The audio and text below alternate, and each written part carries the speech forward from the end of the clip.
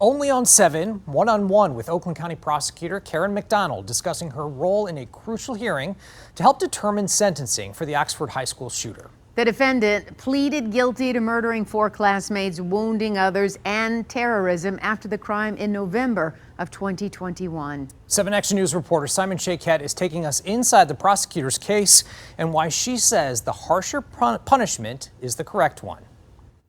The Miller hearing here for the Oxford school shooter was a chance for both sides to argue whether or not the defendant should spend life in prison without parole. And the prosecutor says it was essential to show surveillance footage of the crime. For several days inside Judge Kwame Rowe's courtroom, culminating last week, Prosecutor Karen McDonald questioned witnesses and argued evidence shows this is a person who killed 4 of his classmates solely for the pleasure of killing. Witnesses called to the stand included a forensic psychiatrist, shooting survivors, and detectives who testified the defendant went from torturing and killing baby birds to his own classmates. He didn't even know them, and the people he killed were also juveniles. Now, awaiting the judge's decision, McDonald says parents of Tate Meir, Madison Baldwin, Hannah St. Juliana, and Justin Schilling need to know the shooter will never walk free after the November 2021 attack. She says survivors and thousands more who were terrorized deserve accountability. We are going to acknowledge mitigating factors. We are going to acknowledge he had a troubled childhood. While the shooter's parents are charged separately, McDonald says this hearing addressed essential factors, including the shooter's age and immaturity,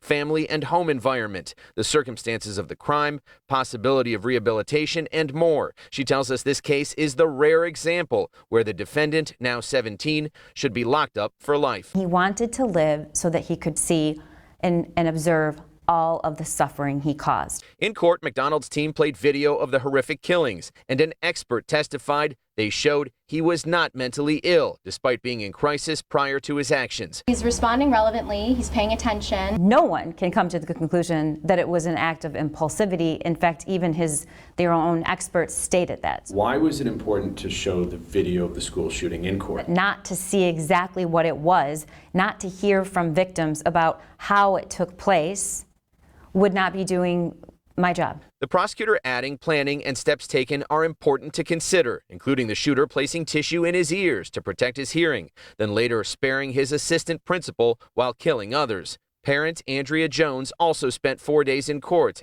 I didn't see any emotion from him. It's the first thing that stands out. He was calm, cool, and collected. During the hearing, the defense argued the shooter deserves a chance to be rehabilitated and called their own mental health expert, who concluded journal entries, texts, searches, and more showed the shooter did in fact suffer from mental illness. We reached out to defense attorney Paulette Michelle Lofton for an interview or comment today, but she declined, saying she will not comment until the court issues an opinion. The judge has said on September 29th he will issue a decision. From there, on December the 8th, a sentencing hearing will take place here. From Pontiac, Simon Shaykat, 7 Action News. All right, Simon, thank you.